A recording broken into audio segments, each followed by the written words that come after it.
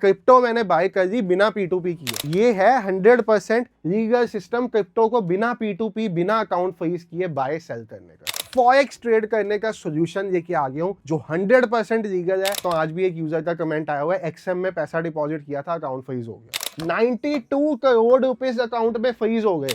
78% तक की पेनल्टी लगा देगा। तो हेलो एवरीवन, फॉरेक्स नाम की एक नई वीडियो में आप सब भाइयों और बहनों का बहुत बहुत स्वागत है। भाई काफी टाइम से ना एक बहुत रिक्वेस्टेड वीडियो थी मेरे चैनल पे कि आप हमेशा ये कहते होते हो P2P के थ्रू USDT बाय मत करो, क्रिप्टो करना है तो USDT के थ्रू ट्रेड करो, UPI के थ्रू डिपॉजिट विड्रॉ ना करो। तो इसका सोल्यूशन तो बताओ हमें। आज की वीडियो में आपके लिए फॉरेक्स ट्रेड करने का सोल्यूशन लेके आ गया हूं जो 100% लीगल है, 100% ऑथेंटिकेटेड है। इसमें ना ही आपको कोई टैक्स कंप्लायंस की टेंशन रहेगी, ना ही आपको कोई लीगल कंप्लायंस की टेंशन रहेगी। मेरा नाम संचित है, चैनल का नेम है फॉरेक्स नाम। हमारा काम है आपके लिए ट्रेडिंग रिलेटेड एजुकेशनल कंटेंट बनाने का। फर्स्ट टाइम आए हो, सब्सक्राइब, बेल आइकन ऑन कर दो ताकि नई वीडियो आए आपके पास सबसे पहले नोटिफिकेशन आ जाए। वीडियो अच्छी लगेगी तो लाइक और दोस्तों के साथ शेयर जरूर करते हो जाना। तो भाई साहब, अगर मैं बात करूं फॉरेक्स की, तो बेसिकली फॉरेक्स ट्रेडिंग जो है ना, ये इंडिया में अनरेगुलेटेड है। ठीक है, अनरेगुलेटेड है। अनरेगुलेटेड ऐसे है कि इंडियन गवर्नमेंट की इसके ऊपर कोई रेगुलेशन नहीं है। FEMA, जिसको फॉरेन एक्सचेंज मैनेजमेंट एक्ट कहते हैं, या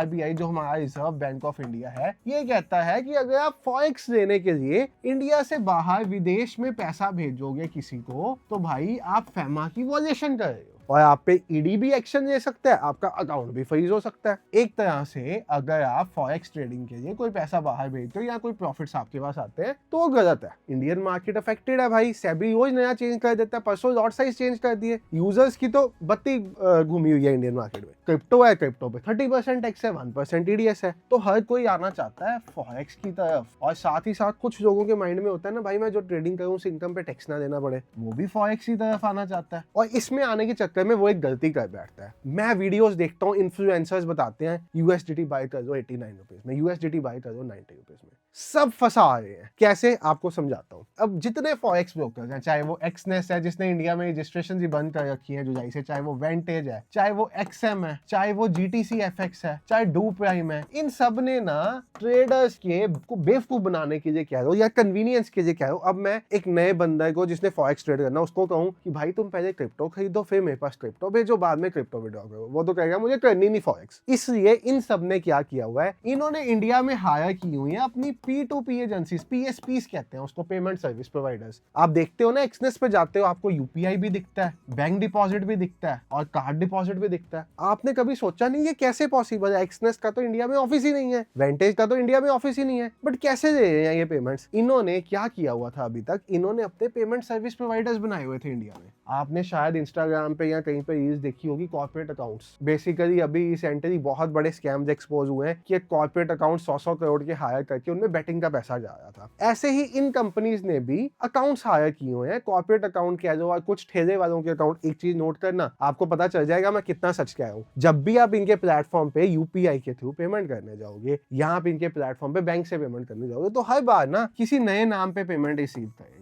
राम, श्याम, कमला, बिमला, हर बार नए नाम पे पेमेंट रिसीव करेंगे। तो ये क्या है, इन्होंने ना PSPs हायर किए हुए हैं। वो PSPs ने ऐसे कई अकाउंट्स हायर किए हुए हैं जिनमें वो पेमेंट्स डलवाते हैं। अभी तक तो ये सब सिस्टम ठीक चल रहा था 20-25 साल से। अब क्या हुआ है, अब भाई लोड बहुत बढ़ गया। सारे इंडियन ट्रेडर्स फॉरेक्स की तरफ भाग गए और हर कोई पहले दिन नहीं जाके दुबई का एमिरेट्स ID नहीं दे सकता, बट करनी फॉरेक्स ट्रेडिंग है। तो लोग क्या करते हैं, इन PSPs में पैसा डालते हैं। समझो मुझे एक्सनेस में फंड डिपॉजिट करना है, मैंने फंड डिपॉजिट करना है एक्सनेस में, और मुझे एक्सनेस दे रहा है UPI का ऑप्शन। तो इसने एक PSP हायर किया, मेरा नाम है A, मुझे पैसा डालना है, मैं इस PSP के अकाउंट में डालूंगा। वहां से PSP ने एक्सनेस को बताया इतना पैसा आया, सो एंड सो पैसा चला गया एक्सनेस के अकाउंट में और आपके पास पैसा डिपॉजिट हो गया। विड्रॉ किया, एक्सनेस ने PSP को कहा भाई इस बंदे को पैसा वापस दे दे, आपके अकाउंट में PSP से पैसा आ गया। सब कुछ ठीक चल रहा था, बट अब क्या होना शुरू हुआ, ये PSPs ने गेम खेलनी शुरू कर दी। सपोज मैं हूं, मैंने क्या किया, मैंने PSP को $100 डिपॉजिट किया, मेरे से लॉस हो गया। अब ये $100 डिपॉजिट किया था UPI के थ्रू, 9,000 रुपए के थ्रू। मैंने क्या किया, मैंने रिपोर्ट कर दी कि ये PSP जो है ना, ये स्कैम है बंदा। मैंने ब्रोकर के ऊपर रिपोर्ट कर दी कि ये जो मैंने 9,000 रुपया डाला था ना, ये मेरे से गलती से डर गया, मुझे तो पैसा वापस चाहिए। PSP का अकाउंट हो गया फ्रीज। PSP का अकाउंट फ्रीज हुआ, उससे जितने लोगों ने इस PSP से पैसा लिया था सबका अकाउंट फ्रीज हो गया।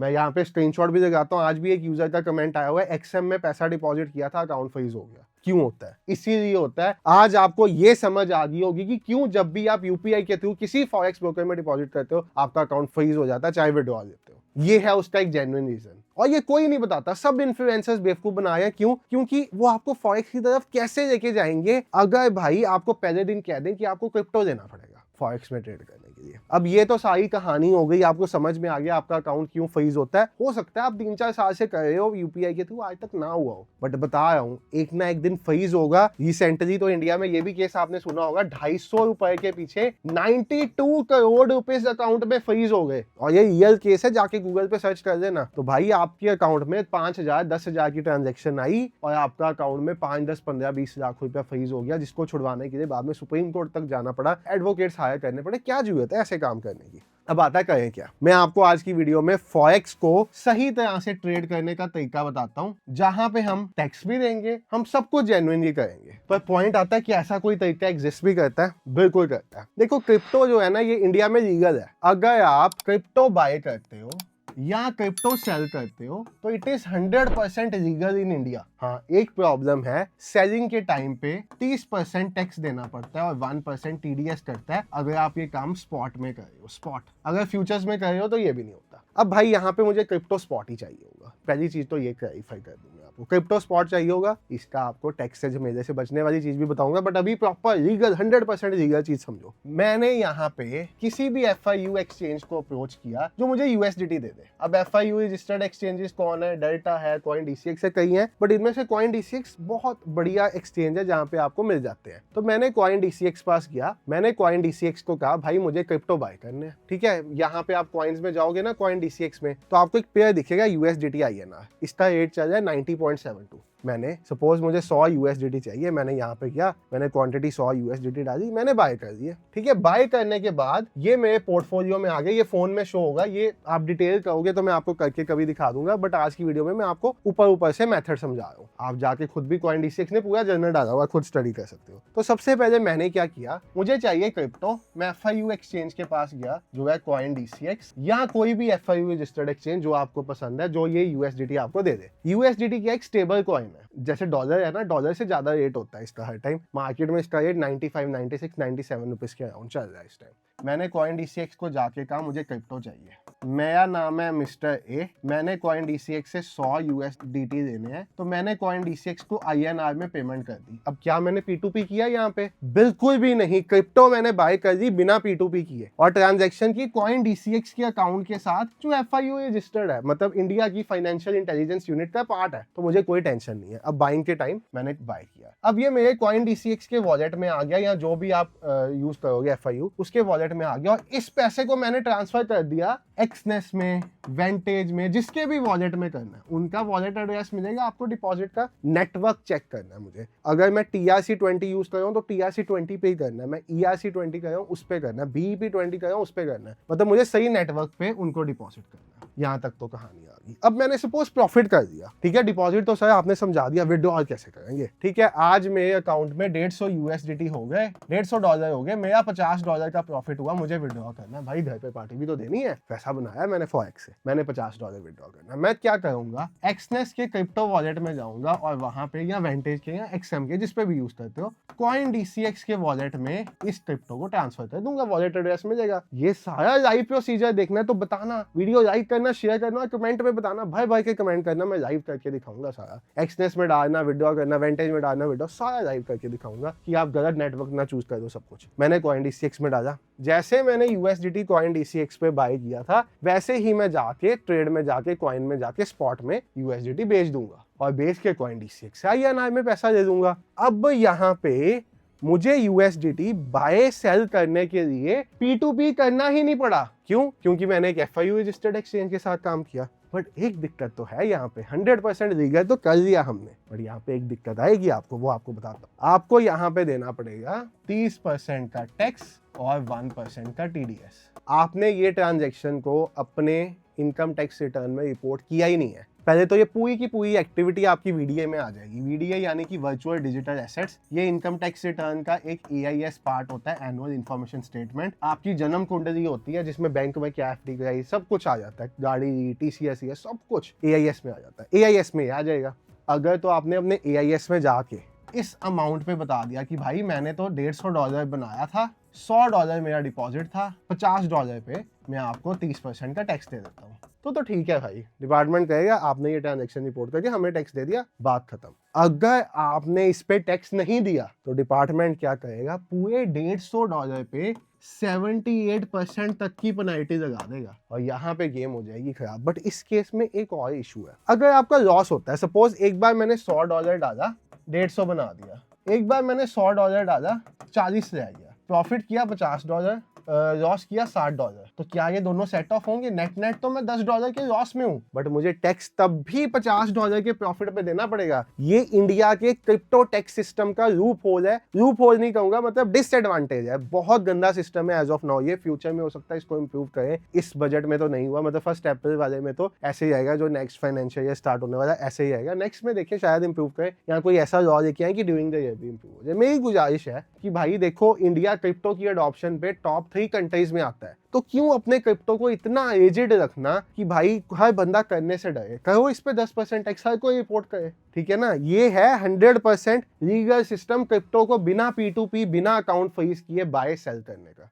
आपने एक एक्सचेंज यूज की जो FIO रजिस्टर्ड थी, इससे आपने क्रिप्टो बाय किया, ये क्रिप्टो आपने डिपॉजिट कर दिया अपने ब्रोकर में, ब्रोकर से जो पैसा आया क्रिप्टो में वो आपने डिपॉजिट कर दिया यहाँ पे आपका फर्स्ट डिपॉजिट था INR में, यहाँ से विड्रॉ कर दिया आपने INR में। हाँ, 30% टैक्स देना पड़ गया इस पे आपको, और 1% TDS कटा, वो तो नेट आपके टैक्स में से माइनस ही हो जाएगा जब आप ITR भरोगे। ये है 100% लेजिटिमेट सिस्टम इंडिया में ट्रेड करने का। चाहे अपने CA से जाके पूछो, किसी से भी पूछो, वो कहेगा yes this is 100% legal system. But हाँ, ये टैक्स अवॉइड करना है, तो उसके लिए फिर लूप होल्स हैं। लूप होल्स क्या है? किसी नॉन पर्सन से इसमें लो क्रिप्टो, इसमें 2 क्रिप्टो, और उसको डिपॉजिट विड्रॉ करो ब्रोकर में, वो फिर लूप होल्स का काम आ जाता है। बट लीगली करना है तो this is the system to do. इसमें आपका कोई P2P की इन्वॉल्वमेंट नहीं होगी, कोई अकाउंट फ्रीज की होगी, सारी टेंशनें खत्म हो जाएगी। नहीं तो अपना एक ऐसा दोस्त बना लो जिसने जिंदगी में कोई फ्रॉड ना किया हो, जिसने जिंदगी में कोई गलत काम ना किया हो, जो कोई गलत एक्टिविटी में इन्वॉल्व ना हो, और उसके साथ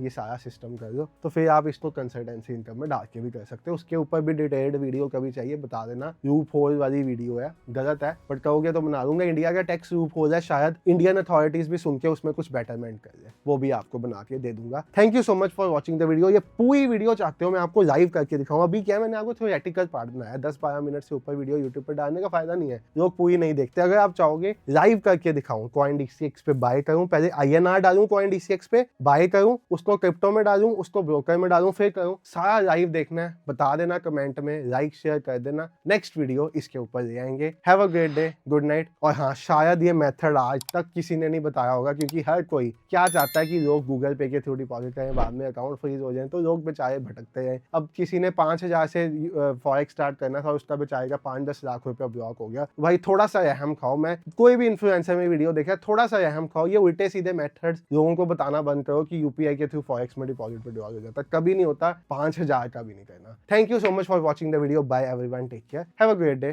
गुड नाइट।